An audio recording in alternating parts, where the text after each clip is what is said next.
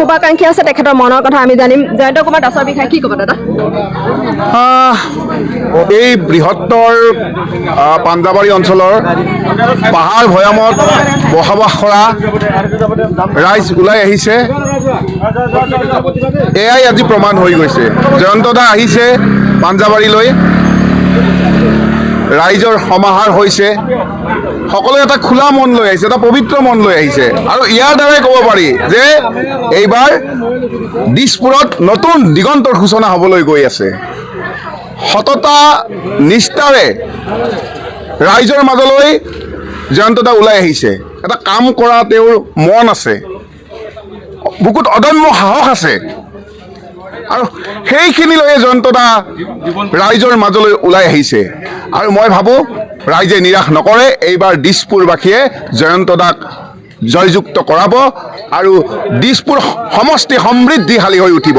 আৰু এটা কথা যে দিছপুৰৰ মানুহে এইবাৰ এজন দিছপুৰীয়া প্ৰাৰ্থীক বিচাৰিছে, লোকেল প্ৰাৰ্থী বিচাৰিছে। গতিকে যেনেকৈ মানুহে লোকেল মাছ খাই ভাল পায়, লোকেল আঞ্জা পাচলি খাই ভাল পায়, ঠিক তেনেকৈ সমাজৰ কাম কৰিবলৈ হ'লে, সমষ্টিৰ কাম কৰিবলৈ হ'লে ৰাইজে লোকেল মানুহ বিচাৰে। গতিকে এইবাৰ ৰাইজে লোকেল মানুহ বিচাৰিছে। এইবাৰ দিছপুৰ সমষ্টিৰ ৰাইজে চালানী মাছ নাখায়, চালানী মানুহ বিচৰা নাই। গতিকে এইবাৰ লোকেলৰ জয় হ'ব।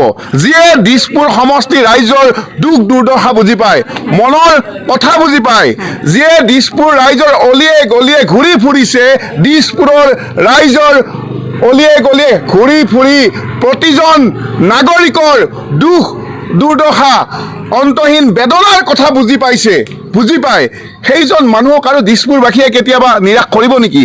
কেতিয়াও নকৰে। গতিকে দিছপুৰবাসীয়ে জয়ন্ত দাক এখন চিনাকি মুখ, সকলোৰে চিনাকি মুখ।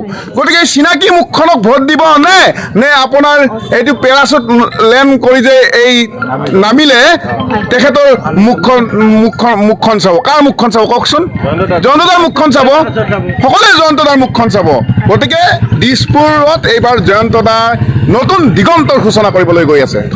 ধন্যবাদ। এয়াই দেখিলে আপোনালোকে জয়ন্ত কুমাৰ দাসৰ শুভাকাংক্ষীৰ কিছু ভাষ্য তেখেতলোকে জয়ন্ত কুমাৰ দাসক কিমান ভাল পায় তাৰে ভাষ্য তেখেতলোকে প্ৰদান কৰিলে। ধন্যবাদ।